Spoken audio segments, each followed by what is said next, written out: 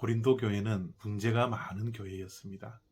그 많은 문제를 사도 바울이 해결하기 위해서 고린도 전서를 썼던 것입니다. 고린도 전서에는 고린도 교회에 약 10가지 정도 문제를 말씀을 하고 있는데요. 그 가운데 가장 큰 문제는 교회 안에서 파벌이 형성되어 교회가 분열하고 싸우고 있었다는 겁니다. 특별히 고린도 교회는 아볼로파, 게바파, 바울파, 이것도 저것도 싫어서 나는 예수파다라고 하는 분쟁이 있었던 교회입니다. 사실 교회의 분쟁은 어제 오늘의 이야기는 아니지만 굉장히 심각한 겁니다. 왜냐하면 교회 안에 십자가를 가장 잘 보이는 곳에 위치해 놓고 있죠. 이유가 무엇입니까? 교회가 십자가 정신으로 존재해야 된다는 것을 강조하는 의미가 크지 않습니까? 그러면 십자가의 정신은 무엇입니까? 예수 그리스도께서 왜 십자가에 달려 돌아가셨습니까? 십자가는 사랑의 장소요, 용서의 장소요, 하늘과 인간이 화해하는 곳, 이웃과 이웃이 화해되는 곳, 바로 화평의 장소라는 것입니다. 그런데 교회 안에서 사랑과 용서와 화해와 화평이 없다면 교회 안에 십자가를 걸어 놓았지만 그것은 교회의 모습이 아닌 것입니다. 고린도전서 3장 3절 말씀입니다. 너희는 아직도 육신에 속한 자로다. 너희 가운데 시기와 분쟁이 있으니 어찌 육신에 속하여 사람을 따라 행함이 아니리요. 아멘. 고린도 교회 안에 시기와 분쟁이 있었습니다.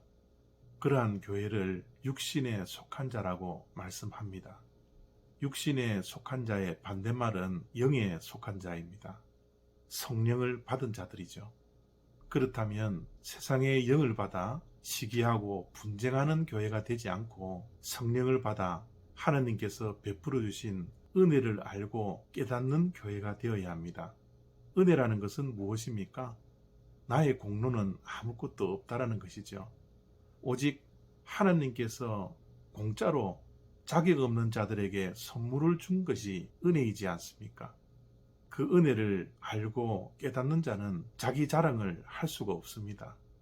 자기 자신 안에 내세울 것이 없다라는 것을 아는 자들이 은혜를 아는 자들입니다. 교만할 수 없습니다. 내가 상대방보다 우월하다라고 생각할 수가 없습니다. 싸움은 왜 합니까? 내가 당신보다 잘났다라고 생각할 때 싸움이 일어납니다. 싸움은 교만 때문에 일어나는 겁니다. 내가 대단한 사람인 것처럼 생각할 때 싸움은 일어납니다. 그러나 십자가의 은혜를 아는 자는 결코 교만해질 수 없습니다. 나는 아무것도 아닙니다. 모든 것이 하나님께로부터 온 것이니 내가 자랑할 것도 아무것도 없습니다.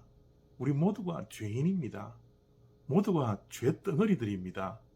그렇기에 십자가의 은혜를 아는 자는 남을 나보다 낮게 여기는 겸손함이 존재하는 것입니다. 그것이 은혜를 받은 자들, 성령을 받은 자들의 특별한 모습이 되어야 합니다. 그런데 고린도 교회 안에 싸움을 일삼고 내가 상대방보다 우월하다라는 교만한 자들로 인하여 늘 분쟁에 휩싸였습니다. 서로 싸웠습니다. 파벌을 지었습니다. 내가 속한 파가 당신들이 속해 있는 파보다 훨씬 더 우월하다라는 교만에 사로잡혔던 것이지요. 이런 자들을 사도 바울은 오늘 어린아이와 같다라고 표현하고 있습니다. 어린아이들은 좋은 점들도 많지만 약한 부분들도 너무나 많이 있습니다. 우리가 어렸을 때를 생각해 보십시오. 친구들과 얼마나 자주 싸웁니까? 조그마한 일에도 토라지고 유치하게 싸우지 않습니까? 특별히 어린아이 때는 좋아하는 사람들이 많죠. 좋아하는 가수가 있고, 좋아하는 배우가 있고, 좋아하는 스포츠 선수들이 있고, 그들이 우상이 되어 그들을 따라하고 그들을 닮고자 했던 어린 시절이 있지 않습니까?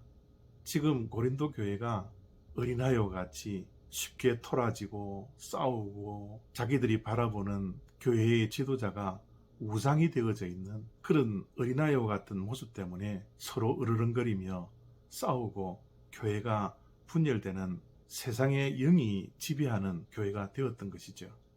고린도전서를 묵상하고 있는 우리들, 이러한 말씀들을 대할 때 우리는 어떻게 묵상해야 될까요? 고린도전서는 문제 있는 교회를 향한 사도 바울의 서신서입니다.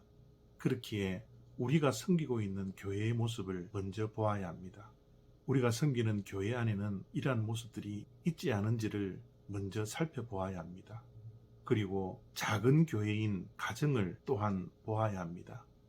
가정 안에 분열과 싸움이 있지 않습니까? 교회 안에, 가정 안에 사랑과 용서와 화해가 존재하고 있습니까? 말씀을 통해서 우리가 고쳐야 할 것들, 고쳐나갈 수 있는 변화가 매일 우리의 삶 속에서 이어지기를 바랍니다. 감사합니다.